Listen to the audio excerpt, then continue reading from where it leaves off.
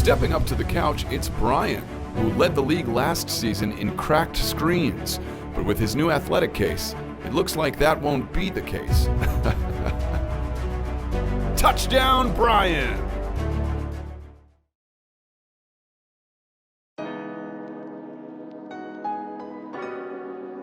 James Harden is an interesting case. He consistently underperforms in the playoffs and consistently gets criticized for it, but I don't think he really gets the reputation as a playoff choker. I've definitely heard of him being referred to as playoff Harden, similar to playoff DeRozan, but how much does James Harden actually struggle in the playoffs? I want to look at James Harden in the playoffs, the way his game changes, and look at his stats. Rebound. Save.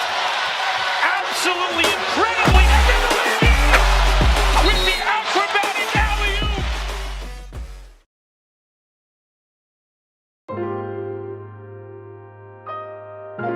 So I decided to make this video because of James Harden's series versus the Utah Jazz, as well as Game 1 versus the Golden State Warriors. Against the Jazz, James Harden averaged just 28 points per game, which the phrase just 28 points per game speaks for how insane his regular season was. But he averaged 28 points on 37% shooting from the field and a respectable 35% from 3 when you consider that it's on 12 attempts a game. He also averaged 7 rebounds and 8 assists, as well as 5.6 turnovers. If we compare that to his regular season stats, where he averaged 36 on 44% shooting and 37% from 3, he averaged 8 less points and shot 7% worse from the field. And another really interesting thing was that he averaged just 7.4 free throws a game and shot a little bit worse than normal. And he has a bunch of outlier games, shooting just 3 free throws in Game 1 versus the Jazz, 5 in Game 2, 8 in 4, and 5 in Game 5. Now 7.4 free throws is a pretty good amount for most players, but Harden, as we all know, shoots a crazy amount of free throws. Harden averaged 11 free throws a game this season during the regular season, so that's a 3.6 free throw attempts drop off, as well as a 2% drop off in free throw percentage, which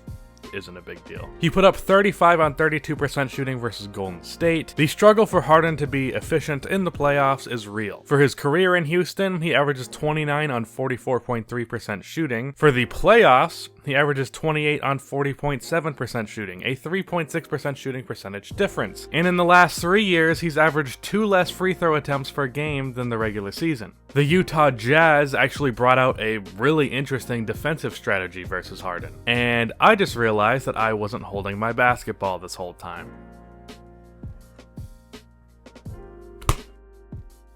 Where his defenders would get behind Harden, and they would let him get floaters that would be contested by Rudy Gobert. And people made fun of this strategy for how goofy it looked, including me, but the shit worked. He shot 37% and averaged 8 less points per game. Now, the Jazz still got smoked in the series, but that's because they were a vastly inferior team as a whole. The Jazz won the battle versus Harden, but they lost the war versus the Rockets in total. The reason that they decided to get behind Harden was to take away his step-back 3. Because of that, Harden was driving inside a lot, but with Rudy Gobert at the rim, he had to put up a lot of floaters, because if he went for a layup, it was either going to be blocked or severely altered by Gobert's defense. And with Gobert at the rim, Harden had to take a lot of floaters, which are not a bad shot for him, but it's not Harden's shot. You are making Harden play your game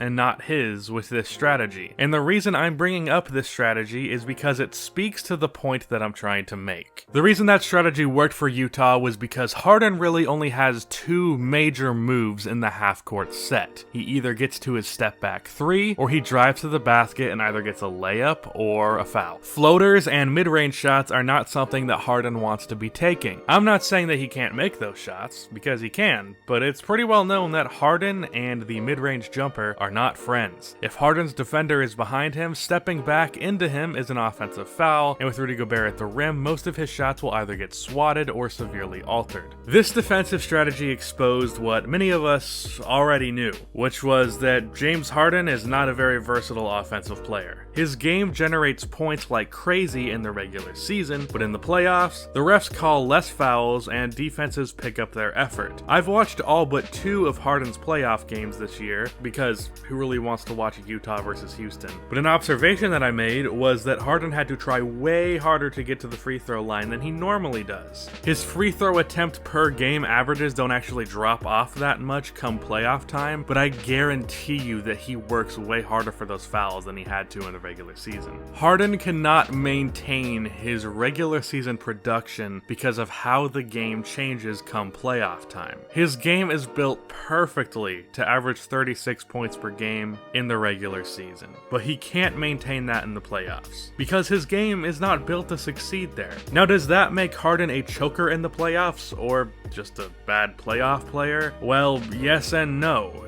His game is designed to succeed in the regular season. It's not really his fault that it doesn't work as well in the playoffs, but it's also kind of his fault because he developed his game that way. He isn't playing better or worse than he could in the playoffs. It's not like he's underperforming, it's just like he's performing at the level that his game will allow him to. He's doing as well as he can, but his production will never match his regular season production with the efficiency of his regular season, because his game is not built to succeed in the playoffs. That's the end of this video. Please be sure to like and subscribe for more NBA content like this, and cue the outro music.